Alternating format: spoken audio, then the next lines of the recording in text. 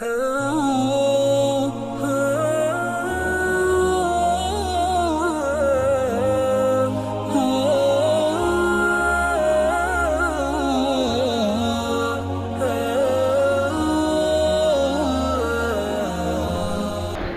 صد تعظیم علماء ذی وقار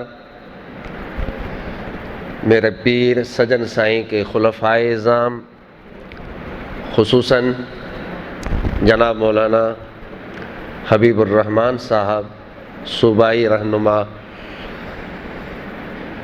جماعت اصلاح المسلمین، مولانا حافظ محمد امجد صاحب، قاری احسان صاحب، حافظ محمد ارشد صاحب، خلیفہ فیاض صاحب، جناب مولانا امجد علی، بقیہ بہت سے نام ہیں، سبھی میرے لیے قابل صد تعظیم ہیں۔ تمام خلفائے اعظام، جماعت اصلاح المسلمین کے ضلعی عہدیدار صاحبان، بقیہ میرے بزرگوں اور بھائیوں، آج کی یہ محفل جو یہاں سجائی گئی ہے، یہ محفل منسوب ہے سیدنا سید الشہداء شہید کربلا امام عالی مقام حسین بن علی رضی اللہ تعالی عنہ کی ذات گرامی کی طرف۔ مہینہ یہ ہے انہی کو سلام پیش کرنے کے لیے ہم سب یہاں اکٹھے ہوئے ہیں، چونکہ روحانی شخصیتیں موجود ہیں، بڑے بڑے علماء موجود ہیں، کچھ باتیں اپنی اصلاح کے لیے درمیان میں آئیں گی۔ اللہ تعالیٰ سے دعا ہے کہ اللہ ہمیں اپنے دین کی عظمت سمجھنے کی توفیق عطا فرمائے۔ یہی دین کی عظمت تھی کہ شہدائے کربلا نے کربلا میں اتنی بڑی قربانی دی۔ انسانی تاریخ میں ایسی کوئی مثال نہیں ملتی۔ ایک طرف بہت بڑی قربانی ہے کہ جس کی مثال نہ پہلی امتوں میں ہے، نہ آج تک کوئی دے سکا نہ دے سکے گا۔ اتنی بڑی شخصیت، نازوں میں پلنے والے،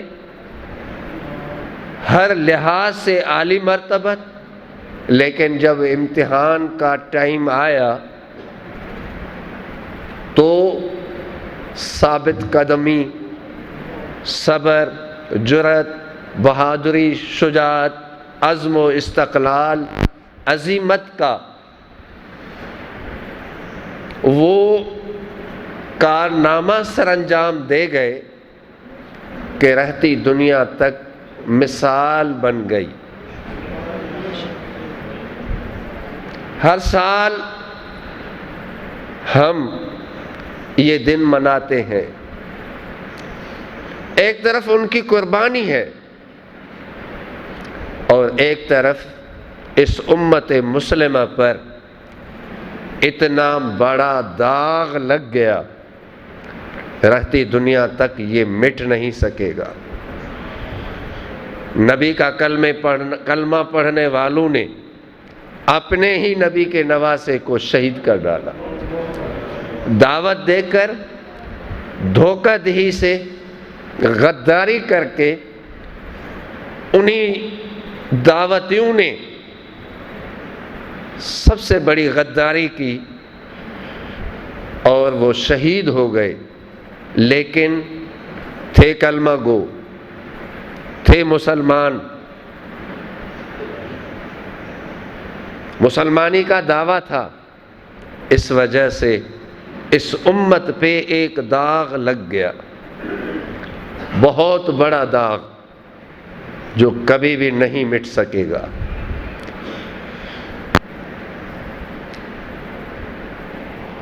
اب ہمارا فریضہ کیا ہے؟ ہم کیا کریں؟ کیا صرف غم کو تازہ کریں، سوگ منائیں؟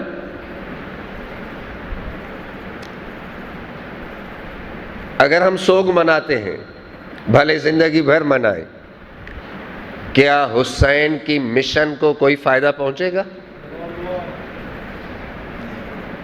ہم چاہے کتنا بھی روئیں پیٹیں، حسین اور اس کے نانا خوش ہوں گے؟ کیا کوئی تلافی ہو سکے گی؟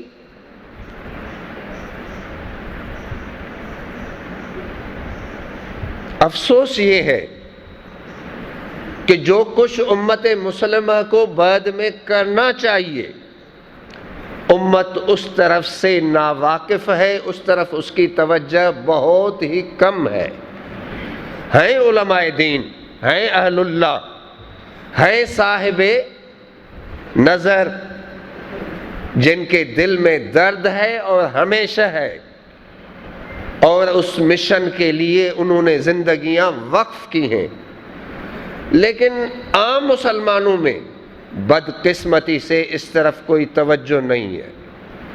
ہم سمجھتے ہیں کہ ہم نے محرم میں ایک دیگ اتار دی، کالے کپڑے پہن لیے، کبھی اہل سنت بھی یہی کرتے ہیں کہ غم تازہ کرنے کے لیے کوئی محفل سجا دی۔ کیا آپ کے دین میں غم تازہ کرنے اور سوگ منانے کی آپ کو اجازت ہے؟ اگر اس کی اجازت ہوتی سوگ منانے کی، غم کو تازہ کرنے کی، تو کربلا کے شاہد زین العابدین سب سے زیادہ حقدار وہ تھے کہ وہ غم تازہ کرنے کے لیے محفلیں سجاتے،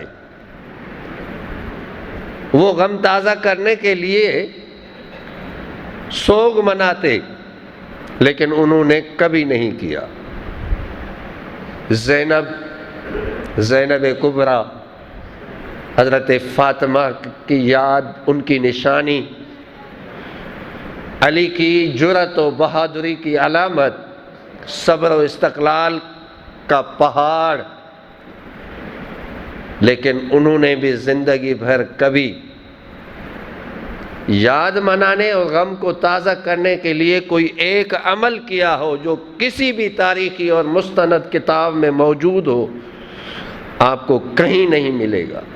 اسی لیے اعلیٰ حضرت عظیم البرکت رحمت اللہ تعالی علیہ نے فتاوی رضویہ میں فرمایا کہ اگر غم تازہ کرنے کے لیے یا سوگ منانے کے لیے محفلیں سجاتے ہو یا جو کچھ بھی باقی چیزیں کرتے ہو، تو یہ تمہاری محفلیں بھی بیکار ہیں بلکہ ناجائز ہیں، کیونکہ نبی جس کا حکم، جس کا عمل، جس کی خاموشی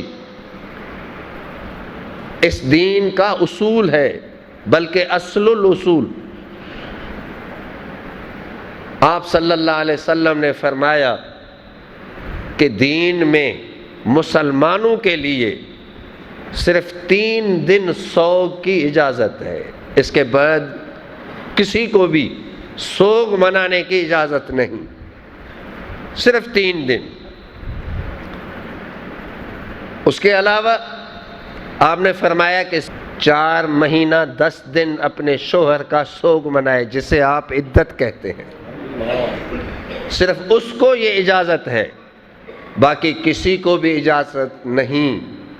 اگر اجازت ہوتی تو حسنین کریمین، اپنے ابا اور بے مثل ابا سیدنا علی کرم اللہ وجہہ کی شہادت کے بعد زندگی بھر اس غم کو تازہ رکھتے، یاد مناتے، سوگ مناتے، یا وہ عمل میں الفاظ میں بیان نہیں کر سکتا کہ فرقہ واریت کی طرف آپ کا ذہن نہ جائے، اور جماعت اصلاح المسلمین کوشش کرتی ہے کہ اتحاد کی فضا ہر حال میں برقرار رہے، ہر حال میں برقرار رہے. اور یہ نہیں چاہیے تھوڑی تھوڑی باتوں میں ہم بحثوں میں چلے جاتے ہیں، اختلافات کی طرف چلے جاتے ہیں، مناظروں میں چلے جاتے ہیں. لیکن جب یہ ایسی محفلیں ختم ہوتی ہیں تو اس کے بعد ایک دوسرے کا چہرہ دیکھنا تک گوارا نہیں کرتے. کیا فائدہ ہوا؟ اختلافات ہی کو ہمیشہ سامنے رکھنا کیا لازمی ہے، کیا واجب ہے؟ جبکہ آپ کے دین میں اتفاقات 99% ہیں. کوئی اختلاف نہیں کہ نماز پڑھیں اور 5 وقت کسی بھی مسلمان کے ہاں چھٹا ٹائم نہیں ہے، کسی کے ہاں 3 یا 2 نہیں ہے، سبھی کے نزدیک متفقن علیہ 5 ہیں. روزہ سبھی کے نزدیک ہے، حج سب کے نزدیک ہے. تھوڑا بہت فروعی چیزوں میں اختلاف ہے. اسی طرح عقائد ہیں اور بہت سی وہ چیزیں ہیں جن پر ہم متفق لائے عمل طے کر کے متفق ہو کر دین کی عظمت کو اس وقت بھی دنیا میں قائم کر سکتے ہیں. لیکن اللہ ہمیں توفیق دے کہ ہم اپنے ماحول اور اپنے خول سے نکلیں اور اتفاقات کو ڈھونڈیں. اتفاقات کے لیے مواقع زیادہ ہیں اور اتفاق کی فضا کو قائم رکھنا چاہیے.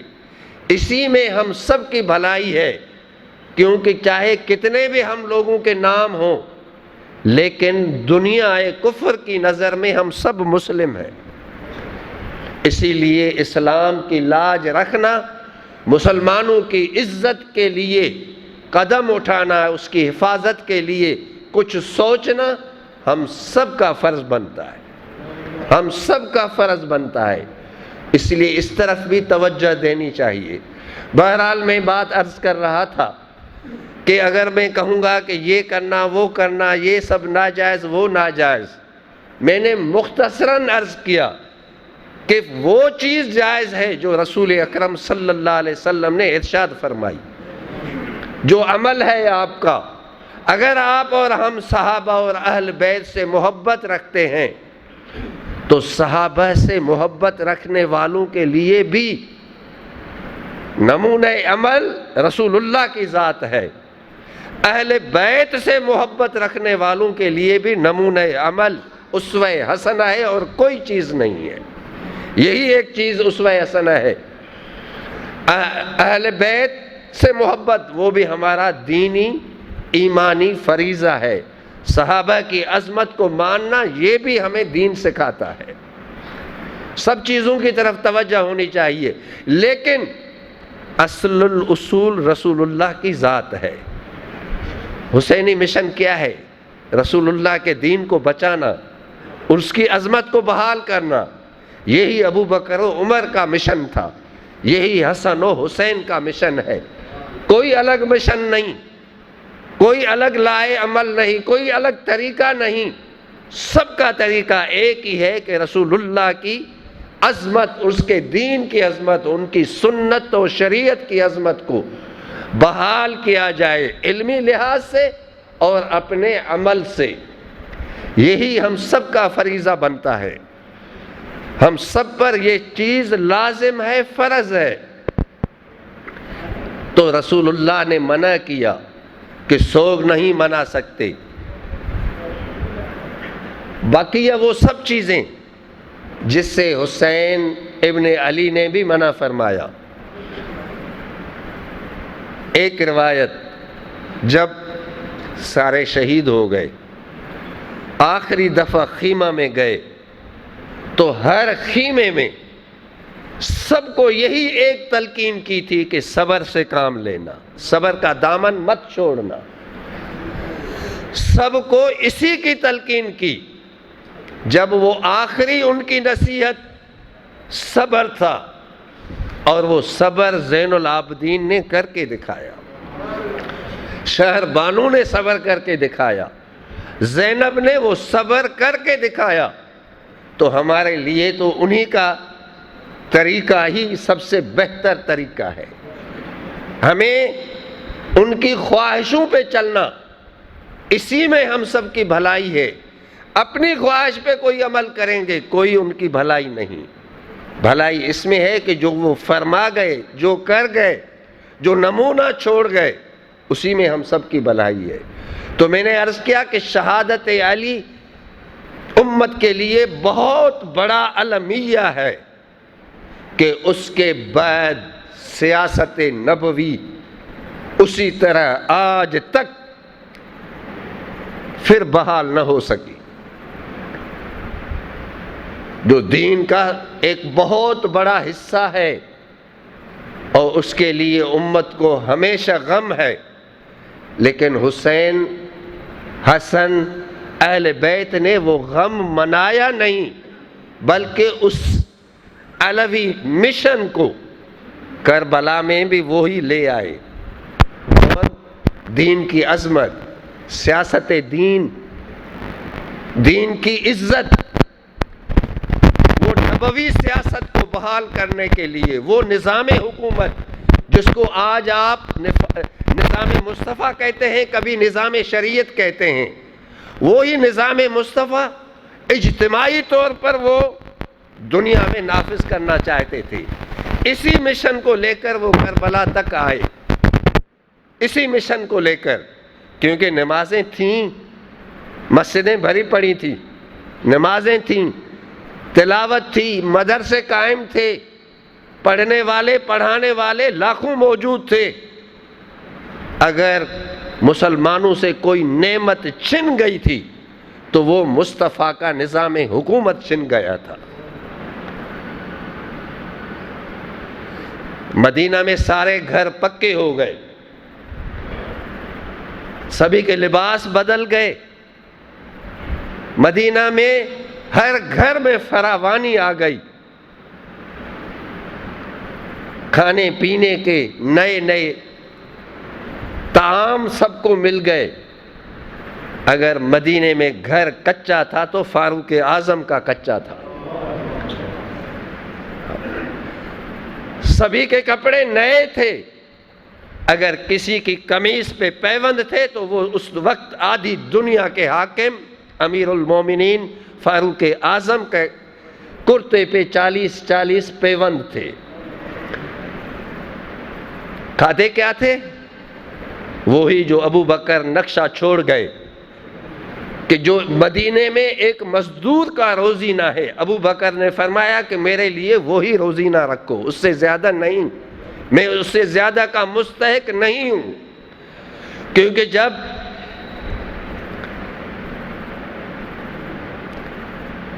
خلافت کی بیعت لی، دوسرے دن وہ کپڑے کی تجارت فرماتے تھے، دوسرے دن کپڑے کی گٹھڑی اٹھائی اور بازار کو چلے۔ فاروق اعظم نے عرض کی کہ حضور اب تو یہ اتنی بڑی ذمہ داریاں ہیں، آپ اگر تجارت میں لگ گئے تو یہ کام کون کرے گا؟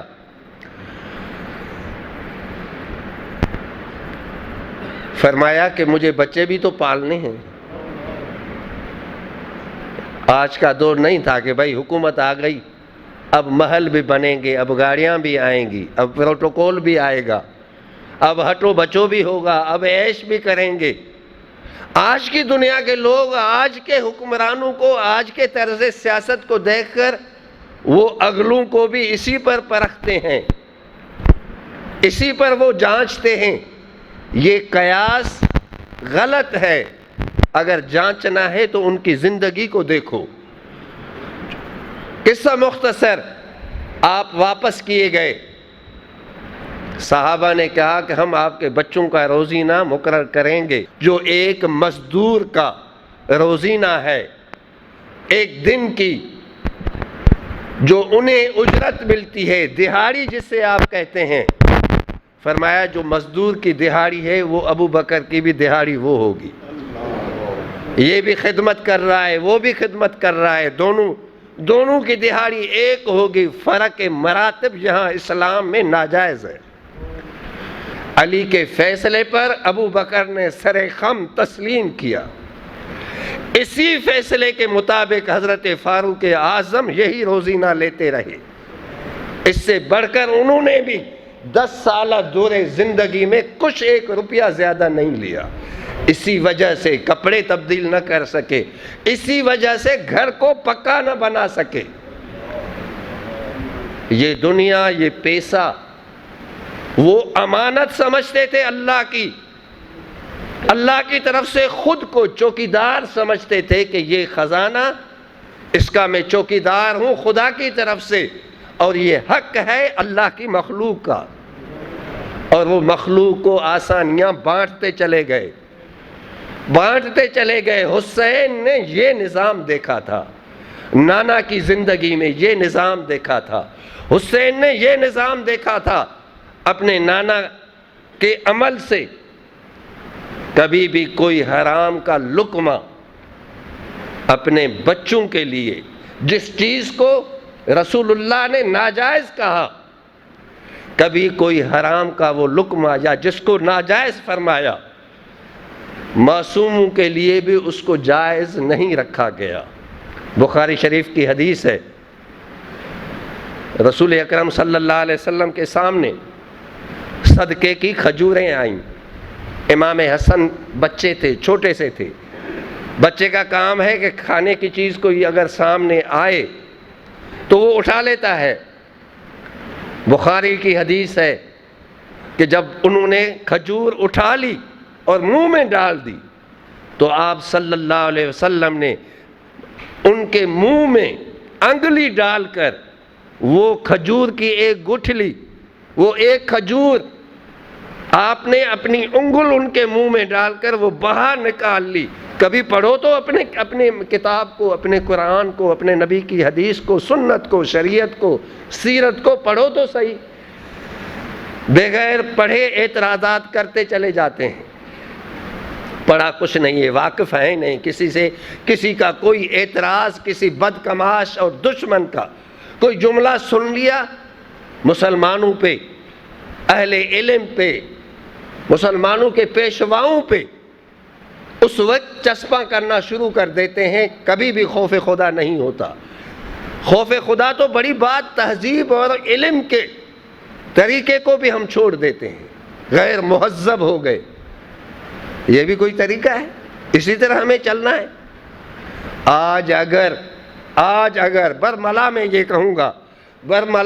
کہوں گا کہ آج اگر تمہارے گھروں میں قرآن مجید کی تلاوت ہوتی ہے, صبح کو ایک ماں, ایک بیٹی نماز پڑھتی ہے, قرآن کی تلاوت کرتی ہے, ایک مسلمان مسجد میں آتا ہے, آج تمہارے گھروں میں جو قرآن کی آواز صبح گونجتی ہے, اس کے پیچھے انہی ملاؤں کی محنت ہے جس کو تم ملا اور حقیر سمجھ کر مولوی کہتے ہو, حافظ کہتے ہو. اگر یہ مسجدوں میں بچے نہ پڑھاتے, اگر یہ مدرسوں میں بچیوں کو تعلیم نہ دیتے ہوتے, اگر ان کی زندگیاں دین کے لیے وقف نہ ہوتی, تو ہمارے گھروں سے کئی دن ہو چکے ہوتے کہ قرآن کی آواز کبھی نہ گونجتی. انہی کی وجہ سے تمہاری مسجدیں آباد ہیں, انہی کی وجہ سے تمہاری نسلوں کو قرآن مجید کی تلاوت نصیب ہے, انہی کی وجہ سے تمہیں صحیح نکاح نصیب ہے. تمہارا جنازہ اٹھتا ہے تو مسلمان کے طریقے پر یہی بیچارہ مولوی آتا ہے, ورنہ وہ بھی شہر ہیں اب ہو گئے, آ گئے کہ جہاں نہ کوئی غسل دینے والا ہے, نہ ہی کوئی کفن دینے والا ہے, سب مزدوری پہ ہوتا ہے. یہ ان علماء کے, حفاظ کے, دینداروں کے, مسجد کے امام اور مؤذن کے ہاتھ ہی نصیب نہیں ہوتے. خوش نصیب ہو پاکستانیوں کہ تمہیں یہ علماء ہیں, کہ ان علماء کے ہاتھ تمہیں نصیب ہوتے ہیں, ان کی دعاؤں سے آگے جاتے ہو. یہ بیچارے زندگی بھر جس پہ ٹھٹھا کرتے رہے, تانے جن کو دیتے رہے ملا کے, مولوی کے, ختمہ اور کھانے کے, یہی بیچارے پھر بھی تمہارے باپ کا کھانا کھا کر دعا مانگتے ہیں کہ اللہ اس کی مغفرت فرما دے. اور اسی وجہ سے تمہارے گھروں میں ان مسجدوں کو, ان مدرسوں کو بچانا ہم سب کا فرض ہے، قرآن کی تعلیم عام کرنا ہم سب کا فرض ہے، مسجدوں کو آباد کرنا ہم سب کی ذمہ داری ہے۔ جب علماء کی، حفاظ کی، مدرسین کی، مؤذنین کی خدمت کرو گے، یہ مسجدوں کی خدمت 24 گھنٹہ خدمت ہے، جب ان کا ساتھ دو گے مسجد بنانے میں، مسجد کے آباد کرنے میں، مولوی کو کھانا دے دیتے ہو، چند ہزار روپے دے دیتے ہو، کیا مولوی کے بچے نہیں ہیں؟ مولوی کوئی فرشتہ ہے؟ اس کے گھر میں بھی بچے ہیں، کوئی بیمار ہوتا ہے، اس کو بھی دوائی کی ضرورت ہے، اس کو بھی غذا کی ضرورت ہے، اس کے بھی بچے ملنے اپنے نانا دادا کے پاس جائیں گے، ساری ضرورتیں ہیں۔ ہم ایک رکھ دیتے ہیں کہ اب پوری مسجد کو سنبھال لو۔ مولوی صاحب کل نماز پہ آپ نہیں تھے، چاہے وہ مرے کھپے آئے نماز پہ۔ فاروق اعظم رضی اللہ تعالی عنہ، ہم ان کا شان بیان کرتے ہیں، سیاست، فتوحات، کامیابی، لیکن ان کے طریقے بھول جاتے ہیں۔ فاروق اعظم نے 30,000 سے زیادہ، بعض روایتوں میں 35,000 آیا ہے، اتنی مسجدیں، مدرسے انہوں نے قائم کیے فتوحات اسلامیہ میں، اور اسی وجہ سے جہاں تک اس دور میں مسلمانوں کے قدم گئے، آج تک ایک بھی اس دنیا میں غیر مسلم نہ ہوا، مرتد نہ ہوا۔ نسلیں چلتی رہیں، صدیاں گزر گئیں، لیکن آج بھی وہ علاقے مسلمانوں کے علاقے کہلواتے ہیں، آج بھی۔ اور وہ حکمت عملی تھی فاروق اعظم کی، مسجدیں بنوائیں، اور معلوم ہے مسجدیں کیسے چلائیں؟ ہر مسجد میں امام رکھا، مؤذن رکھا، خطیب رکھا، بڑی مسجدیں۔ اس کے لیے تاریخ دانوں نے یہ لکھا ہے کہ ممبر والی مساجد، یعنی جو جہاں جمعہ بھی ہوتا تھا، ایسی مسجدوں میں 2 امام، 1 خطیب، 2 مؤذن، 2 خدمت کرنے والے، صفائی کرنے والے، اور ان سب کو تنخواہ حکومت اسلامیہ ریاست مدینہ دیتی تھی۔ جبھی تو مسجدیں آباد ہوئیں، جبھی تو نسلیں پڑھیں، مسلمان پھیلے، کفار بھی مسلمان ہو گئے۔ تلوار سے زمین فتح ہوئی تھی، دلوں کو فتح ان علماء نے، ان حفاظ نے، ان مسجدوں کے اماموں نے کیا، قرآن کی تعلیم نے کیا، قرآن نے فتح کیا۔ اس کو بھلا دو گے تو کیسے فتوحات حاصل کر پاؤ گے؟ یہ فرض صرف مولویوں کا نہیں، ہم سب کا فرض بنتا ہے، ہم سب کو مل کر ان کا ساتھ دینا ہے، مل کر مدرسوں کی دینی تعلیم کو بچانا بھی ہے، بڑھانا بھی ہے، تاکہ تمہارے گھروں میں صبح کو ساز کی آواز نہ آئے، بلکہ مسلمان کا گھر سمجھ کر ایک پاکیزہ متقی کے گھر سے قرآن کی آواز آئے۔ میراثی کے گھر سے صبح سے ہی ساز اور ڈھول کی آواز آتی ہے۔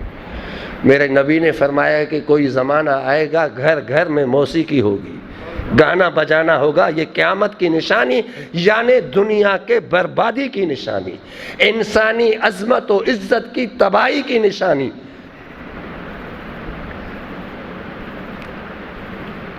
میراثی کے گھر سے، اور پھر وہ مذاق میں کہتے بھی ہو کہ بھائی میراثی کا گھر ہے، صبح سے ڈھول کی تو آواز آئے گی۔ اپنے گھروں کا بھی اب خیال رکھو کہ صبح صبح گانے کی آواز، کیونکہ ہم اٹھتے ہی موبائل چیک کرتے ہیں، ہم اٹھتے ہی موبائل چیک کرتے ہیں، ہم شروع میں ہی ٹیلی ویژن شروع کر دیتے ہیں، اور وہاں سے موسیقی اور گانا بجانا ہی تو آتا ہے۔ اور مسلمان کا گھر کیسا ہونا چاہیے کہ صبح ہی قرآن کی آواز گونجنی چاہیے، ہے یا نہیں ہے؟ ایسا ہونا چاہیے یا نہیں ہونا چاہیے؟ یہ آواز گونجے گی، قرآن پڑھو گے، بچوں اور بچیوں کو پڑھاؤ گے، اگر یہ کیا تو انشاءاللہ تمہارا گھر بھی اللہ کے گھر کی طرح بقع نور بن جائے گا، اور اس وعدے کو نبھائیے گا۔ حسین ابن علی کی یاد میں جلسہ کیا ہے تو حسین کے طریقے کو زندہ کیجیے گا، یہی ان کا مشن تھا، اس مشن کے لیے اپنا کردار ادا کریں۔ فاروق اعظم کی بات کر رہا تھا، کہ جب ابو عبیدہ نے کہا کہ یہ کیا کیا آپ نے، یہ موزے اٹھا کے اپنے کندھے پہ رکھ دیے، یہ اتنے لوگ سامنے کھڑے ہیں، اتنی فوج، یہ رومن امپائر کے اتنے لوگ، بڑے بڑے حاکم، یہ کیا کہیں گے؟ تو فاروق اعظم نے غصے سے دیکھ کر فرمایا کہ ابو عبیدہ اگر یہ الفاظ کسی اور نے کہے ہوتے تو اسی وقت سزا دیتا، لیکن تجھے کیا کہوں، تجھے تو میرے نبی نے امین الامہ کہا ہے۔ اور اس کے بعد جو جملہ کہا، وہ جو جملہ فرمایا، وہ ہم سب مسلمانوں کے لیے راہ ہدایت ہے، بلکہ میں یوں کہوں گا کہ وہ شمع ہدایت ہے، وہ نور ہدایت ہے۔ آپ نے فرمایا ابو عبیدہ یہ مت بھولنا کہ ہم گنوار تھے، دنیا ہمیں انسان تک نہیں سمجھتی تھی، اگر آج عزت ہے، آج یہ فتح ہے، یہ روب و دبدبہ ہے، یہ عزت اور عصمت تیرے باپ دادا کی نہیں، یہ میرے نبی کے قدموں کا صدقہ ہے، یہ اس دین کی برکت ہے۔ مسلمان ہونے کی وجہ سے، اسلام کے خادم ہونے کی وجہ سے، دیندار ہونے کی وجہ سے یہ عزت نصیب ہے۔ جب تک اللہ کے بندے رہو گے، اس کے سامنے جھکتے رہو گے، صحیح مسلمان رہو گے، یہ عزت تمہیں نصیب ہوگی۔ اگر اس راستے کو چھوڑ کر دوسرے راستے اپنائے اور دوسرے طریقوں سے عزت اپنانے کی کوشش کی، کبھی بھی معزز دنیا میں بن کر نہیں جی سکو گے۔ اس ایک جملے نے کہ جو انہوں نے فرمایا کہ یہ عزت دین کا صدقہ ہے، اس ایک جملے نے ہمارے لیے ایک شمع ہدایت روشن کر دی۔ آج کیا ہے؟ مختلف طریقوں میں غیر اسلامی طریقے، غیر اسلامی رنگ ڈھنگ، ساری دنیا کے غیروں کے، حتیٰ کہ دشمنوں کے رنگ اپنا لیے۔ کیا تم دنیا میں معزز ہو گئے؟ دنیا کی بین الاقوامی سیاست پہ چھا گئے؟ چلو بین الاقوامی کے تو چھوڑو، اپنے ملک کا کیا حال ہے کہ اس ملک میں تم معزز بن گئے؟ کبھی نہیں۔ اگر معزز بننا چاہتے ہو تو اس دینداری میں شرمندگی محسوس مت کرو۔ اگر ایمان مضبوط ہے، بھلے پوری دنیا ہنسے، تجھے اپنے نبی کی سنت اور شریعت پر عمل کرتے ہوئے سر فخر سے بلند کرنا چاہیے کہ میں نبی کا غلام ہوں۔ یہ رنگ ڈھنگ میں نے اپنی نبی کی سنت کی کاپی کی ہے، یہ میں نے اللہ کی رضا کے لیے کیا ہے۔ دنیا ہنستی ہے، ہنسنے دو، ٹھٹھا کرتی ہے، کرنے دو۔ میں دنیا کے لیے میں نے یہ عمل نہیں کیا، میں نے دنیا کے خالق کے لیے عمل کیا ہے۔ یہی سوچ رہو گی جبھی عزت پاؤ گے، جبھی عزت پاؤ گے۔ فاروق اعظم رضی اللہ تعالی عنہ نے دنیا کو یہ سب دکھا دیا، آدھی دنیا کا حاکم، آدھی دنیا کا فاتح، لیکن 40,000 مربع میل کا، بلکہ 40 لاکھ شاید مربع میل کا حاکم، اس کے کرتے پہ 40 پیوند لگے ہوئے تھے، اور دنیا اس کی آمد سے کانپ رہی تھی۔ کوئی پروٹوکول نہیں تھا، ہٹو بچو نہیں تھا کہ پوری دنیا سے جنگ ہے، اکیلا جا رہا ہوں، دشمن کیا بگاڑیں گے۔ ان کو یقین تھا کہ یہ ساری جنگ اللہ کے لیے ہے، اس کے دین کے لیے ہے، اس کے نبی کے لیے ہے۔ جب اللہ کے لیے ہے تو محافظ بھی اللہ ہے۔ کسی کا ڈر نہیں تھا، صرف خدا کا ڈر تھا۔ اسی لیے جو پوری دنیا سے جنگ چھیڑ چکا تھا، وہ کسی سے ڈر نہیں رہا تھا، اکیلا جا رہا تھا، اور اس کا گھر کچا تھا، اس کے کرتے پہ پیوند لگے ہوئے تھے۔ مدینے میں سب کے گھر پکے تھے، اگر کچا تھا تو عمر کا تھا، علی کا تھا۔ حسین نے یہ سیاست دیکھی۔ جب یزیدی دور آیا تو محل بنے تھے، وہ جو اللہ کی امانت تھی خزانہ، اس پر ایک کرپٹ حاکم بن گیا، چوکیدار چور بن گیا،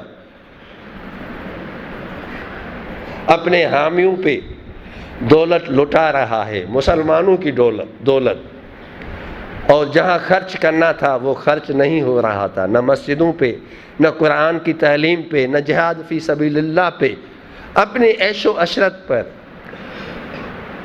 خرچ ہو رہا تھا۔ ایک فاسق، ایک فاجر، ایک کرپٹ، آج کی زبان میں کرپٹ کہوں، کرپٹ حاکم بن گیا، اور حسین کو کہا کہ میری حمایت کرو۔ حسین کو کیا کہا؟ میری حمایت کرو، مجھے ووٹ دو۔ بس میں اپنی گفتگو میں کافی طویل ہو گیا، اپنی گفتگو کو مختصر کرتا ہوں۔ حسین کو کہا کہ مجھے ووٹ دو۔ کیا مانگا؟ ووٹ مانگا۔ حسین نے کہا، اس نے یہی تو کہا تھا کہ بھائی ہماری حمایت کرو، ہمیں ووٹ دے دو، گورنری چاہیے، جو علاقہ، جو جاگیر، جو کچھ چاہیے سب کچھ آپ کا، صرف آپ کا ایک ووٹ ہمارا، باقی سب تمہارا۔ لیکن حسین نے یہ ایک ووٹ نہیں دیا۔ حسینی کہلانے والے، یزید سے نفرت کرنے والے، حسینی کہلانے پہ فخر کرنے والے، کبھی اپنے ضمیر سے پوچھو، اپنے اندر میں جاتی جھانک کر دیکھو کہ کیا حسین کے نقش قدم پر ہم ہیں؟ ہم تو کہتے ہیں کہ یہ برادری کا ہے، یہ ہمارا ہے، یہ دے گا، وہ دے گا۔ کل کے یزید جس کو کرپٹ کہتے ہو، ظالم کہتے ہو، پتہ نہیں کیا سے کیا کچھ کہہ دیتے ہو، اور تھا بھی قابل نفرت تھا، اس پہ تو لعنتیں کرتے ہو۔ اور ہر دور میں آدم سے لے کر اب آج تک، کربلا تک، کربلا سے لے کر آج تک، آج سے لے کر قیامت تک یہ حسینیت اور یزیدیت کا جھگڑا چلتا رہے گا۔ آدم اور شیطان کا جھگڑا چلا، یہی جھگڑا خیر و شر کا جھگڑا چلتا رہے گا، قیامت تک چلتا رہے گا۔ ہماری اور آپ کی یہ آزمائش ہے کہ ہم اپنے دور کے یزید کا ساتھ دیتے ہیں یا اپنے دور کے حسین کا ساتھ دیتے ہیں۔ یہ ہر دور میں مسلمانوں کی آزمائش ہوتی رہے گی، ہوتی رہے گی۔ میں یہ سیاسی جملہ نہیں کہہ رہا، نہیں، میں سیاست دینی سیاست سے تعلق ہونا چاہیے، کیونکہ سیاست تو میرے نبی نے فرمائی تھی۔ یہ کہنا کہ سیاست سے کوئی تعلق نہیں، یہ جملہ ہی غلط ہے۔ ہاں، نبی کی سیاست سے ہمارا تعلق تھا، ہے، رہے گا، اور نبی کی سیاست جو اصل سیاست ہے وہ دین کا حصہ ہے، ایمان کا جز ہے۔ اس سیاست کو نافذ کرنے کے لیے، ایسی سیاست کرنے کے لیے کوئی اٹھتا ہے تو ہمارا محسن ہے، ہمارا پیشوا ہے، کسی خاندان کا ہو، کہیں کا بھی ہو، کہیں کا بھی ہو۔ حسین نے ووٹ نہیں دیا، جان دے دی، جان دے دی۔ اگر وہ اپنا خون نہ دیتے، اس دن اپنا خون نہ دیتے، اپنی جان نہ دیتے، دین مٹ جاتا، دینی سیاست مٹ جاتی، حق کے لیے اٹھنا ہمیشہ کے لیے بند ہو جاتا۔ آج اگر دنیا میں کوئی کہیں بھی حق کے لیے سر اٹھاتا ہے، آواز بلند ہوتی ہے، تو یہ کربلا کے حسین کا صدقہ ہے کہ حسین نے دنیا کو سبق دیا کہ اکیلا ہوں، جب حق ساتھ ہے تو سب کچھ ہے۔ اسی لیے دنیا میں قیامت تک حق کے لیے جہاں کہیں آواز اٹھے گی، یہ حسینیت کی فتح ہوگی، یزیدیت کی موت ہوگی۔ قیامت تک کے لیے سب مسلمانوں کے لیے یہ چیز ہے، حق کا ساتھ دو، حق کے لیے اپنا کردار ادا کرو۔ اولیاء اللہ یہ اپنا جو کردار ادا کر رہے ہیں اپنے اپنے طریقے پر، یہ سب دین کی عظمت کے لیے کر رہے ہیں۔ میرے پیر کے غلام یہاں اتنے سارے اکٹھے ہوئے، جماعت اصلاح المسلمین کے عہدیدار، ممبر صاحبان اکٹھے ہوئے، ان کا مشن کیا ہے؟ دین کی سربلندی ان کا مشن ہے، اللہ کی یاد ان کا مشن ہے، سیرت و سنت کے مطابق زندگی گزارنا ان کا مشن ہے، اور یہی حسینی مشن تھا۔ حسین مسجدوں کو بچانے کے لیے اٹھے تھے یا میخانوں کے بچانے کے لیے؟ خود آپ ہی بتائیں کہ مسجدوں کو بچانے کے لیے، دین کو بچانے کے لیے اٹھے تھے یا اپنے مفادات کا تحفظ کرنے کے لیے اٹھے تھے؟ تو مسجدوں کو بچاؤ گے؟ کیسے بچاؤ گے؟ جیسے اللہ والے اس کو آباد کر کے بچاتے ہیں، آباد کر کے، قرآن پڑھ کے بچاؤ گے۔ قرآن پڑھ نہ سکو گے کیا بچاؤ گے دین کو؟ دین کا علم ہوگا تو بچا سکو گے نا۔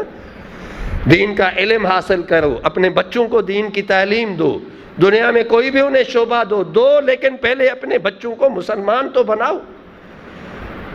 اور مسلمان جب بنے گا تیرا بچہ جب اسے دین کا علم ہوگا۔ علماء کی، اولیاء اللہ کی صحبت میں لے جاؤ، کسی صاحب نظر کی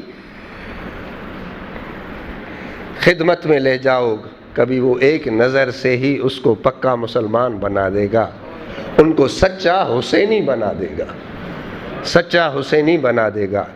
یہ جہاں جو دیکھ رہے ہو، بہت سے میرے پیر کے جماعت کے وہ لوگ جنہوں نے 50 سال تک سجدہ نہیں کیا تھا، اور ان کی صحبت سے وہ نمازی تو نمازی، وہ تہجد گزار بن گئے۔ یہی نظر کا کرشمہ ہوتا ہے۔ اولیاء اللہ کے پاس تعویذ ڈنڈا لینے کے لیے نہیں جاتے ہم لوگ، بھائی ہمارے اوپر سایہ ہو گیا، کسی بزرگ کے پاس جاتے ہیں، نہیں، اولیاء اللہ کے پاس جاتے ہیں کہ شریعت و سنت نصیب ہو، وہ حسینی راستہ نصیب ہو، اسی لیے جاتے ہیں۔ حضرت خواجہ محمد طاہر سجن سائیں مدث الہم العالی، ان کا یہی مشن ہے کہ اب ان کے جتنے بھی فقیر ہیں آپ ان کو دیکھو گے دن رات تبلیغ میں۔ حافظ ارشد صاحب نے زندگی آپ کے ہاں گزار دی، وہی سادہ سی زندگی، لیکن اللہ نے اتنی عزت دی۔ میں نے دیکھا کہ جب آئے تو سبھی کے چہروں پہ خوشی کھل اٹھی کہ حافظ صاحب عالم دین علامہ ارشد صاحب آ گئے، کیونکہ انہوں نے آپ کے یہاں علاقے میں دین کی خدمت کی ہے۔ اسی طرح حافظ امجد صاحب، باقی سارے لوگ احباب یہ نقابت کے فرائض سرانجام دے رہے تھے، ماشاءاللہ بہترین انداز خطابت، اتنے اچھے خطیب آپ کو ملے میری پیر کی جماعت کے صدقے۔ یہ علماء کا علاقہ ہے، یہاں اتنے عالم ہیں، یہ میرے پیر کی نظر کا صدقہ ہے۔ صحبت اور اچھی جماعت کے ساتھ تعلق کا ثمر ہے، اسی لیے کسی اچھی جماعت کا حصہ بنو۔ اچھی جماعت کا حصہ بننا دین کا فریضہ ہے۔ آپ صلی اللہ علیہ وسلم نے جو 5 باتیں فرمائی ہیں ان میں ایک بات یہ ہے کہ مع الجماعت، یہ ایک اچھی جماعت کے ساتھ رہو گے، صحبت اپنا اثر دکھائے گی، انشاءاللہ پھلو گے پھولو گے، دین کا رنگ تمہیں بھی نصیب ہوگا۔ اللہ تعالیٰ مجھ غریب کا یہ کہنا قبول فرمائے۔ ہم سب کو اس حسینی مشن میں، جو دینی مشن ہے، رسول اللہ کا مشن ہے، اس مشن میں کچھ 2 قدم اٹھانے کی اللہ ہمیں بھی توفیق بخشے۔ زبانی تو سب حسینی کہتے ہیں، کبھی دین کی عزت کے لیے، دین کی حفاظت کے لیے، نبی کی ناموس کی حفاظت کے لیے، دین کی عزت اور حفاظت کے لیے، دین کی اشاعت اور تبلیغ کے لیے، دین کی تعلیم کے لیے عملی قدم اٹھاؤ تاکہ دنیا دیکھے کہ حسینی اب بھی زندہ ہیں۔ آخر دعوانا ان الحمدللہ۔